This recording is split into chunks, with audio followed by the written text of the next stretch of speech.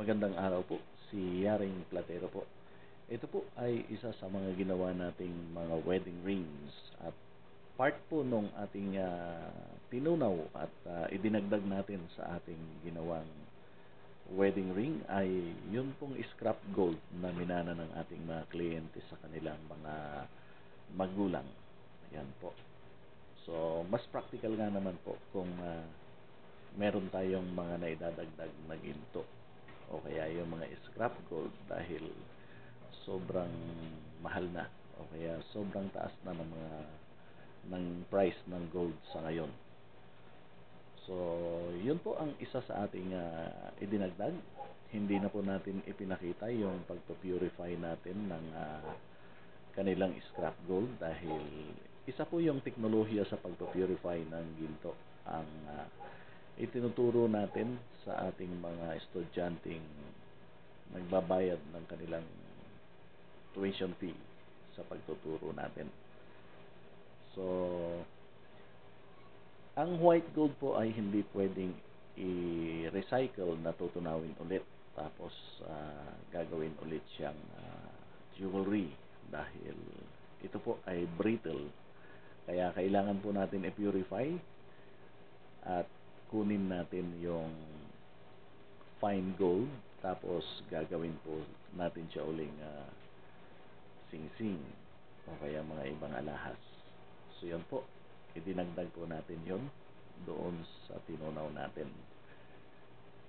So ito po ay 16 grams 14 carats white gold at yun pong ating mga diamonds ay yun din pong nakadikit doon sa kanilang scrap wedding rings. Ito po ay 0.07 carat ang bawat isa, 5 pieces, commercial white with very small implosions. Yan po yung kanilang diamonds.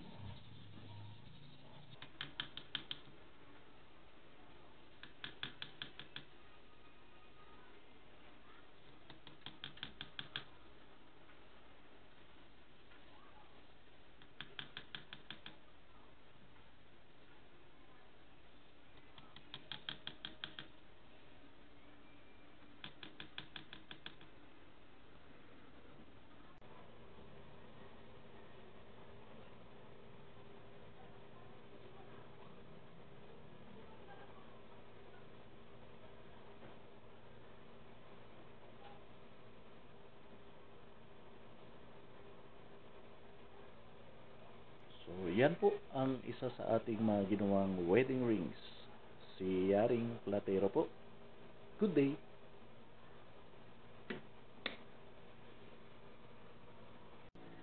Ah, ang ginawa ko, lahat yung na-recover ko, inilagay ko doon sa ring mo. Kasi minana mo sa parents mo eh. Yun, ito yun. So, nandito yung gold na na-recover natin doon sa wedding ring. And nakalagay dito 15.7 grams, 14K white gold with 7 pieces. Actually, commercial white.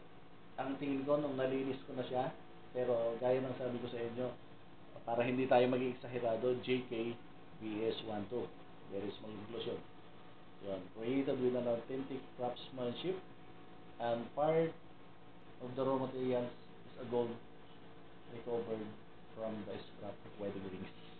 Yan, yan, yan. Yaring Platero. Pumagay siya. Ayan. Check mo maigay. Ayan. Okay. Silip. Ganda? Oo. Silipin mo, lalong mas maganda yung diamond niya ngayon kasi malinis. Oo nga eh. Yeah. Diba? Diba? Parang parehas nung dinala niya yan dito, parang hindi ganun yung Hindi pa siya doon, diba? Siya. Yung sa'yo bro, pwede natin isip doon sa'yo. Pwede rin lang yan. Oo, pwede rin. May option. May option tayo isip natin. Maganda. Maganda. Magkano yung pagka ganun kapalagay? Wala na. Client eh. Ganun. Oo. Bawi ako sa referrals. Oh, sige sir. Yeah. May ano niya pala, no? Anya, Ay, kapatid niya. Oo. Kapatid niya, kuya niya. birthday ni Tami. alam ko yung anya kasi Yung asawa niya nga pala. yes, Nag-ano pala siya, naghahanap din siya. naghanap siya. Ayan. Basta if ever, di ba kaya, naalala mo pinakita ko sa'yo, if ever, Mm-mm. isi-send ko na lang sa'yo yung Budget, yes, pwede yun. Parang ito, yung gagawin ko. yung parang necklace na pinakita ko lang sa'yo. Oo, tapos gagawin. Isi-send ko na lang siguro. Correct. Itong igagawan ko na engagement ngayon. Sinend niya kahapon yung payment niya. Tapos, gagawin ko, hindi siya nagpunta rito. Sa'yo din ba? Halos, Ganyan? bro, halos. Hindi. Oo, Six pwede ka, yun. diba? 6 at saka 5 and a half. Ito yung, Yeah. ito yung size nung ano eh. Kamay ko eh. Yung size nung binigay mo na rin eh. Six. Magiging lola na, kahit apo niyo magiging lola na, buhay pa yan. Oo.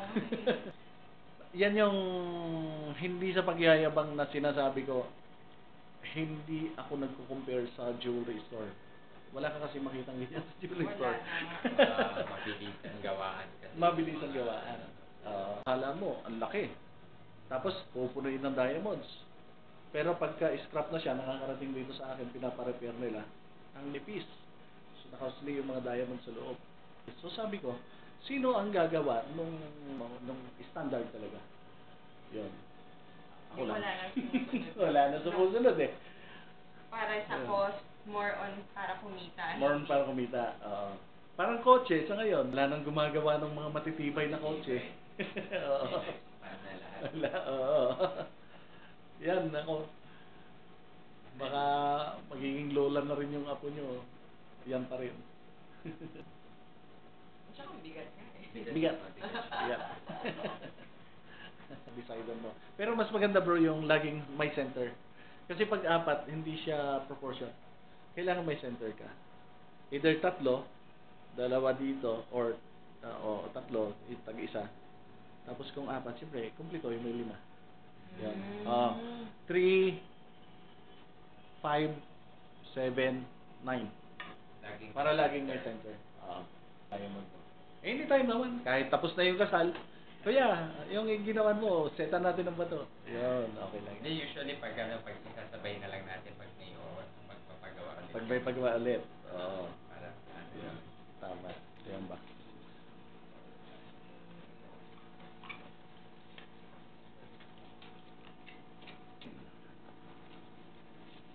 Sa amin din. Yan. Sige. Sobra. Pero akin na.